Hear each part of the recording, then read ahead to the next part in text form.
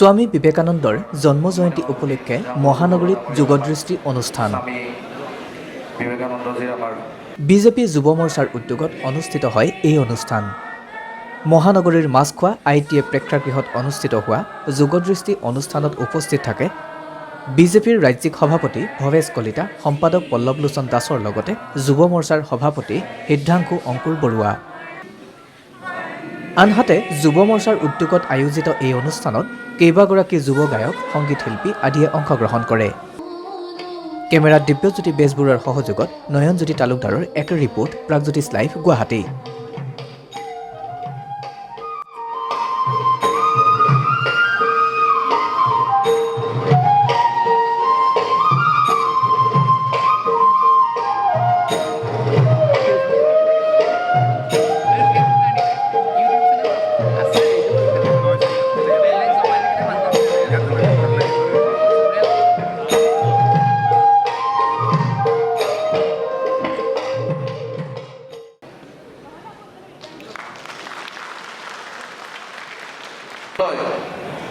ভাৰতীয় জনতা পাৰ্টি অসম প্ৰদেশৰ সন্মানীয় সভাপতি শ্ৰদ্ধাৰ ভৱেশ কলিতা ডাঙৰীয়া এখনি ফুলাম গামোচাৰে সম্বৰ্ধনা জনাবলৈ আমাৰ ভাৰতীয় জনতা যুৱ মৰ্চা অসম প্ৰদেশৰ সন্মানীয় সভাপতি সিদ্ধাংশু অংকুৰ বৰুৱা ডাঙৰীয়াক অনুৰোধ জনাইছোঁ।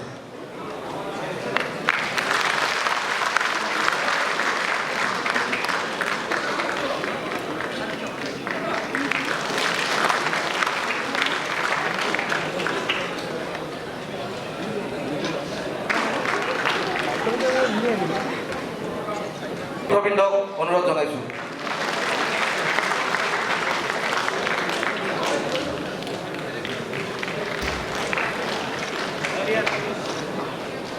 ইয়াৰ পিছতে আমাৰ সম্বৰ্ধনা জনাবলৈ অনুৰোধ জনাইছোঁ আমাৰ গুৱাহাটী পৌৰ নিগমৰ সন্মানীয় মেয়ৰ মৃগেন শৰণীয়া ডাঙৰীয়াক এখনি ফুলাম গামোচাৰে সন্মানিত কৰিবলৈ আমাৰ যুৱ সতীৰ্থবৃন্দক অনুৰোধ জনাইছোঁ।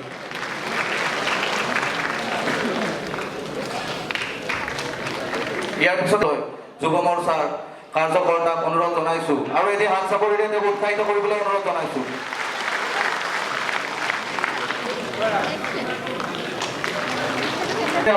আজি বৰগীত পৰিৱেশন কৰিব আমাৰ অসমৰ এগৰাকী সুগায়িকা, সংগীত শিল্পী আমাৰ বৰ্ণালী কলিতা বাইদেউ। তেখেতক আমি বৰগীত পৰিৱেশন কৰিবলৈ অনুৰোধ জনাইছোঁ আৰু তাৰ প্ৰাক মুহূৰ্তত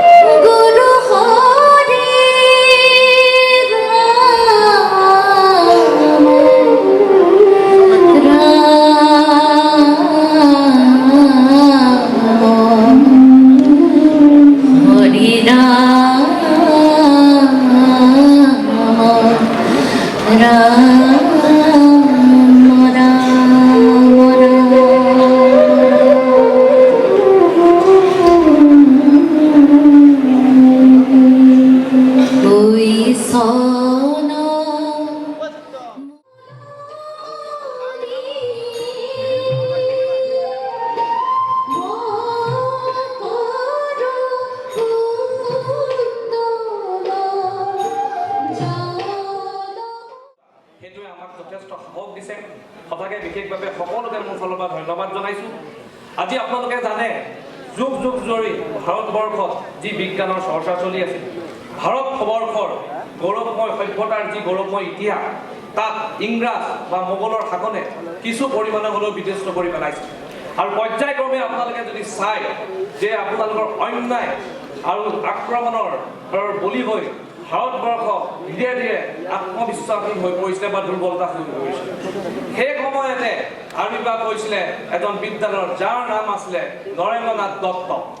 আৰু যি বিদ্বানৰ যি সাহস আছিলে, যি বিদ্বানৰ যি ভাষণ, যি বিদ্বানৰ যি জ্ঞান যে যুৱ শক্তিক সদায় আত্মহত্যা ঘূৰাই তুলিব পৰা তেওঁৰ শক্তি আছে।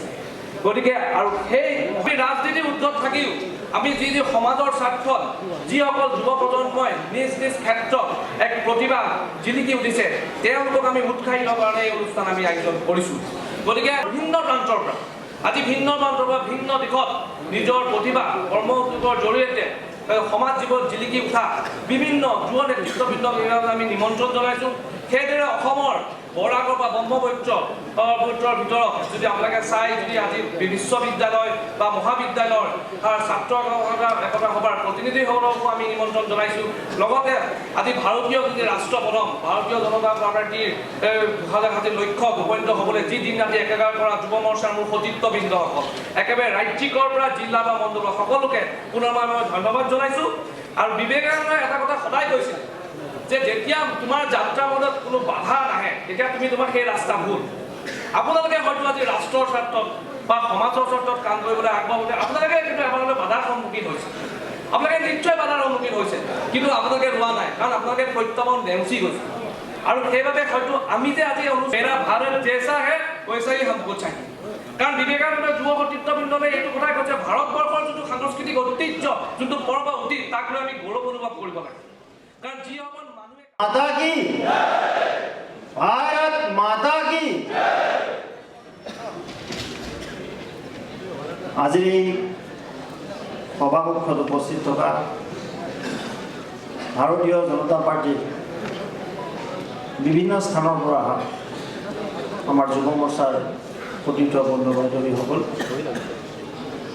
12 জানুৱাৰী আন্তঃৰাষ্ট্ৰীয় যোগ দিৱস এই পবিত্ৰ তিথিত এই ভাৰত ভূমিত কলিকতা চহৰত এই মহামনীষী স্বামী বিবেকানন্দৰ জন্ম হৈছিল। আৰু এইজন কোভিডৰ কাৰণে আমাৰ যুৱ মহোৎসৱলৈ এইবেলি বা যোৱাবেলি সুস্থ হোৱা নাছিল। স্বামী বিবেকানন্দৰ এই সপোনৰ ভাৰত, এই ভাৰতীয় সমাজ ব্যৱস্থা আধ্যাত্মিকতাৰ লগত আৰু ধৰ্মৰ লগত মিলন কৰি পশ্চিমীয়া যি অপসংস্কৃতি, ৱেষ্টাৰ্ণ কালচাৰ যি আছিলে তাৰ মাজত বা তেওঁলোকক প্ৰতিহত কৰি ভাৰতীয় সমাজ ব্যৱস্থা যি শক্তিশালী ৰূপত আধ্যাত্মিক স্বৰূপত লৈ যাব পাৰি, তাৰ প্ৰধান প্ৰবক্তা আছিলে স্বামী বিবেকানন্দ।